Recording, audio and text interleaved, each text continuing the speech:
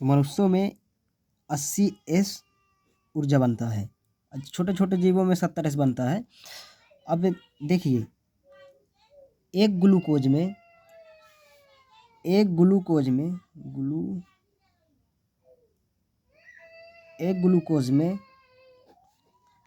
Glucose में हमें 4.2 kilo एक ग्लूकोज में 4.2 किलो कैलोरी ऊर्जा मिलती है। तो यदि हमारे शरीर में ग्लूकोज कमी हो रही है, तो सबसे ग्लूकोज एनर्जी की कमी होती है, तो क्या करना चाहिए?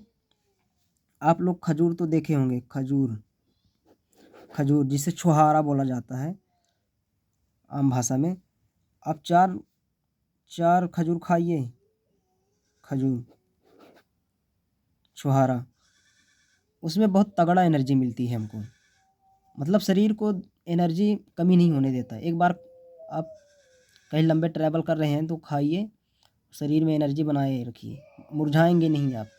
उसमें इतना कैलोरी ऊर्जा होता है, ठीक, ग्लूकोज होता है, हर एक चीज़ उसमें होता है एनर्जी के लिए, जो होना चाहिए, ठीक। अब हम दूसरा चीज़ देखते हैं।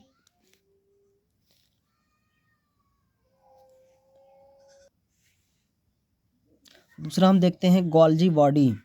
गोल्जी बॉडी यहाँ पर लिख लेते हैं, गोल्जी बॉडी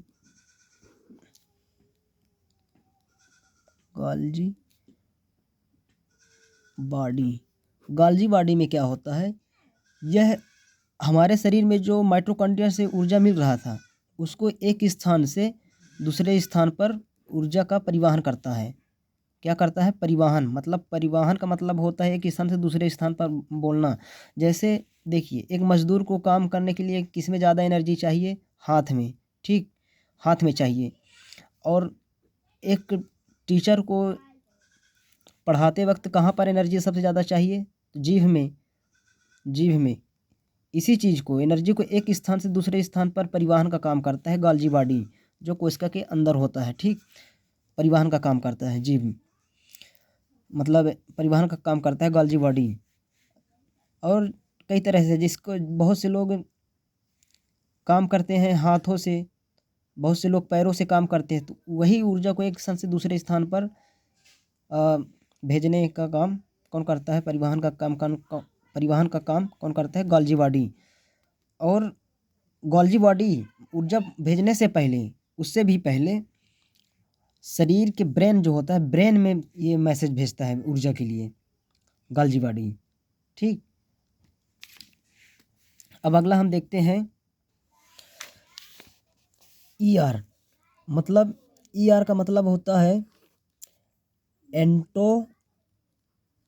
एंटोप्लाज्मिक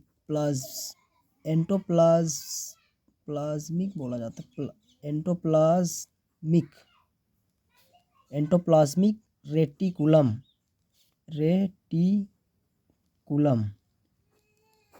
रेटिकुलम। ये जो होता है जैसे कोशिका होता है, ऐसे कोशिका में एक ऐसा रहता है, ऐसे, ठीक। इसको एंटोप्लास्टिक रेटिकुलम बोला जाता है, जो एक कोशिका के अंदर रक्षा का काम करता है हमारे बॉडी में। जैसे मान लीजिए, अरसी का दाना आप लोग देखे होंगे, छोटा सा रहता है, फूला सा रहता है, हल्का सा। उसी तरह कोशिका के अंदर ये रक्षा का कार्य करता है, ठीक। ER ऐसे छोटा सा संरचना आप लोग देखे होंगे, ठीक। तो ये कंकाल का काम करता है, कोशिका के अंदर रक्षा का काम करता है। इसमें दो तरह से होता है, एक स्मूथ होता है, एक दानेदार होता है संरचना। जहाँ दानेदार ऐसे संरचना रहेगा, तो इसमें क्या होता है, जो खुरदुरा रहेगा, एक स्मूथ रहेगा। स्मूथ वाला जो पार्ट होता है, ये वसा बनाता है, वसा, जिसको हिंदी में चर्बी कहते हैं, फैट चर्बी, ठीक।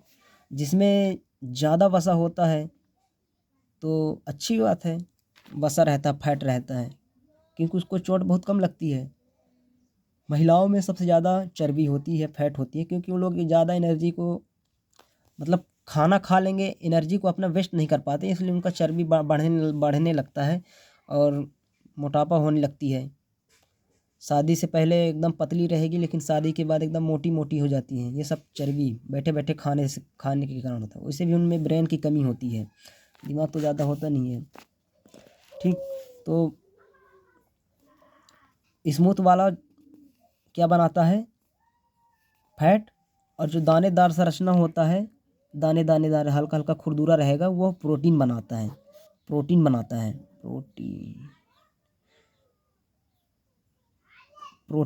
ठीक, प्रोटीन बनाता है और ये सेल को परचकने से रोकता है। ठीक, कंकाल का काम करता है। इसके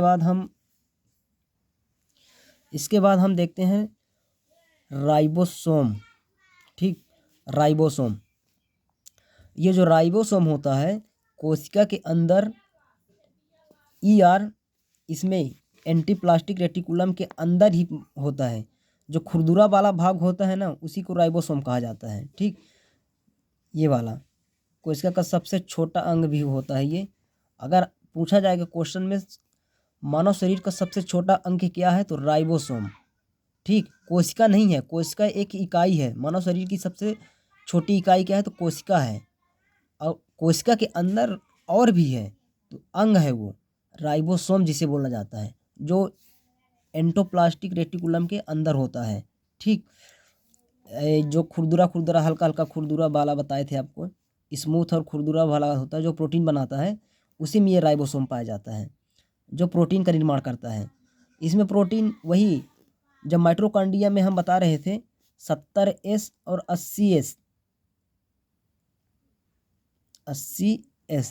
तो मनुष्यों में 80S बनता है, 70S छोटे जीवों में बनता है, प्रोटीन बनता है।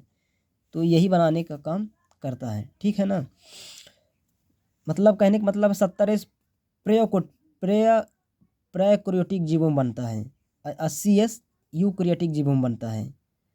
प्रोकैरियोटिक जीव किसे कहते हैं? छोटे छोटे जीवों को प्रोकैरियोटिक कहा जाता है, बड़े जीवों को यूकैरियोटिक। यू जितने भी दिखाई दे रहे हैं यू सभी क्या है? यूकैरियोटिक जीव है। ठीक है, एक बात और, यूकैरियोटिक जीव विकसित होते हैं, अविकसित होते हैं। प्रोकैरियोटिक जीव अविकसित होते हैं। सभी छोटे जीव प्रोकैरियोटिक कहलाता है, जो सूक्ष्मदर्शी से देखने पर दिखता है। यूकैरियोटिक गाय बकरी सभी जितने भी दिखते हैं सब यूकैरियोटिक जीव हैं। ठीक है, राइबोसोम जो होता है 2 तरह के होते हैं, इसी को बोला जाता है। 2 तरह के होते हैं, 70S 80S। ठीक, अब कोशिका में देखते हैं अगला सेंट्रोसोम। सेंट्रोसोम जो होता है ये कोशिका का विभाजन का काम करता है। जैसे कहीं पर चोट लग गई, हमारे बॉडी में चोट लग गई, तो उसको जल्दी जल्दी विभाजन का काम कौन करता है? सेंट्रोसोम करता है। ठीक, सेंट्रोसोम का मेन यही काम होता है। उसके बाद देखते हैं न्यूक्लियस। ठीक, न्यूक्लियस जो होता है, इसको हम कोशिका का ये केंद्र में पाया जाता है, कोशिका के अंदर केंद्र में पाया जाता है। कोशिका का ब्रेन कहा जाता है इसको। कोशिका का ब्रेन किसे कहा जाता है? न्यूक्लियस को कोशिका का ब्रेन कहा जाता है। ठीक, इसका खोज रॉबर्ट ब्राउन ने किया था। रॉबर्ट ब्राउन ने किया था।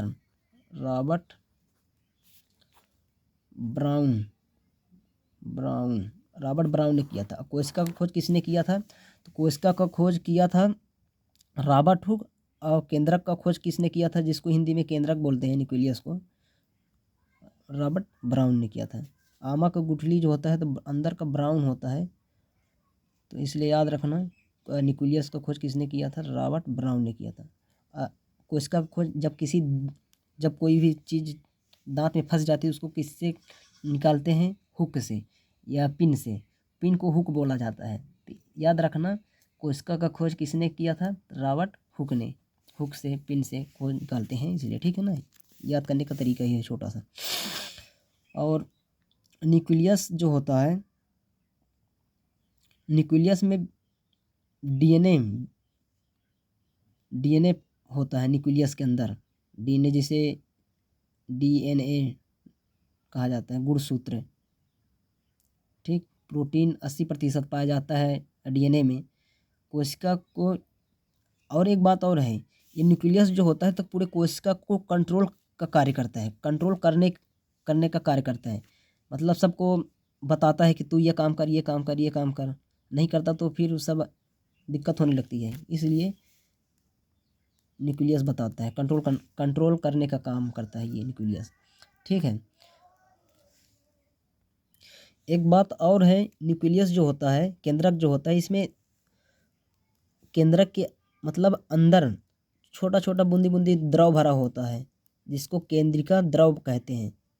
केंद्रिका द्रव का है, क्योंकि न्यूक्लियस के अंदर भी डीएनए योने गुणसूत्र होता है, प्रोटीन होता है, तो ताकि एक दूसरे में मिक्स न हो, इसलिए द्रव भरा होता है। ठीक है, उसके बाद हम देखते हैं लाइसोसोम। लाइसोसोम लाइसोसोम सबसे पहले क्या बात है, लाइसोसोम लाइसोसोम जो होता है, लाइसोसोम इसका सबसे पहले खोज किसने किया था, तो डी डूबे ने किया था। डूबे ने इसको खोज किया था। थैला के समान होता है इसका संरचना। इसका संरचना जो होता है कोशिका के अंदर, लाइसोसोम का थैला के समान होता है। थैला के समान होता है इसका अंदर, उसके अंदर हाइड्रोलाइट्रिक एंजाइम, ठीक, हाइड्रोलाइट्री एंजाइम ये कोशिका के अंदर रहता है लाइसोसोम में, जो पाचन का काम करता है। ठीक, कोशिका के अंदर पाचन का काम करता है ये। मतलब पाचन का मतलब, जैसे कहीं पर चोट लग गया तो वहाँ पर हल्का काला काला सा हो जाता है, जैसे दरवाजे में चिपक जाता है अचानक कभी हाथ हो तो काला सा नहीं हो जाता, तो उसको ये जो हाइड्रो रहता है, हाइड्रोलाइटी एंजाइम पूरा साफ कर देता है लाइसोसोम। ठीक, यदि कोई काम नहीं करता तो उसे मारकर उसे पचा देता है, कौन, लाइसोसोम। इसलिए इसे आत्महत्या की थैली भी कहते थे लोग, कहते हैं। ठीक, तो इसमें प्रश्न एक पूछेगा कि लाइसोसोम को आत्महत्या की थैली क्यों कहा जाता है, तो आप बता देना। ठीक, हाइड्रोलाइटिक एंजाइम जो काम नहीं करता उसको मारकर उसे पूरी रूप से पचा देता है। ठीक, लाइसोसोम पाचन का काम करता है। और कभी कभी लाइसोसोम मर जाता है तो शरीर में काला दाग हो जाता है। कभी कभी लाइसोसोम मर जाता है, जब लाइसोसोम मर जाता है तो वही जब बताए ना, दरवाजे में हाथ चिपक जाना, बगल के कोशिका लाइसोसोम धीरे धीरे उसे साफ कर देता है। फिर एक बात और है, लाइसोसोम हर जगह होता है परंतु एक जगह पर नहीं होता। वो कौन सी जगह होती है, आरबीसी। आरबीसी में, इसको आने वाले चैप्टर में हम आपको पूरी बताएंगे कि आरबीसी होता क्या चीज़ है। वहाँ पर नहीं पाया जाता आरबीसी में। रक्त में मरे हुए, मतलब तिलिया या प्लीहा को आरबीसी कब्र कहा जाता है, उसी को आरबीसी कहा जाता है। वहाँ पर ब्लड रहता है। ठीक, अशुद्ध रक्त रहता है वहाँ पर। अरे अशुद्ध कहाँ बोला जाए उसे, तिलिया प्लीहा बोलते हैं। उसमें उसकी आयु 110 दिन होता है लगभग। वहाँ पर ये लाइसोसोम नहीं पाया जाता। ठीक है, अब एक बात और बताना है आपको, जैसे ये कोशिका हो गया, कोशिका कोशिका में lysosome, mitochondria, Golgi body, ER, ribosome, centrosome, nucleus होता है। इनके बीच में ऐसे ऐसे द्रव भरा होता है कोशिका के अंदर। ये द्रव क्यों भरा होता है, क्योंकि ये जो जितने भी अंग हैं कोशिका के अंदर, ये आपस में मिले ना, यदि ना रहेगा यहाँ पर द्रव तो आपस में सब मिल जाएंगे। आदमी इधर उधर ढूलता है, मतलब शरीर को इधर उधर करता है, तो ये आपस में मिल जाएंगे, तो इसको क्या बोला जाता है, तो इसको कोशिका द्रव बोला जाता है। कोशिका द्रव। ठीक, द्रव। और न्यूक्लियस के अंदर रहता है जो, तो उसको क्या बोला जाता है, केंद्रक। केंद्रक द्रव। ठीक है, केंद्रक द्रव बोला जाता है, जो ये रक्षा करने का कार्य करता है।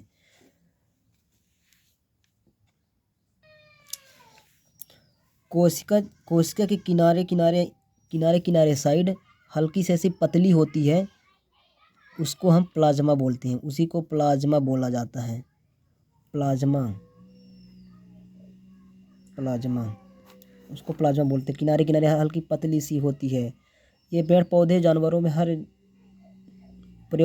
यूकैरियोटिक जीवों में होता है।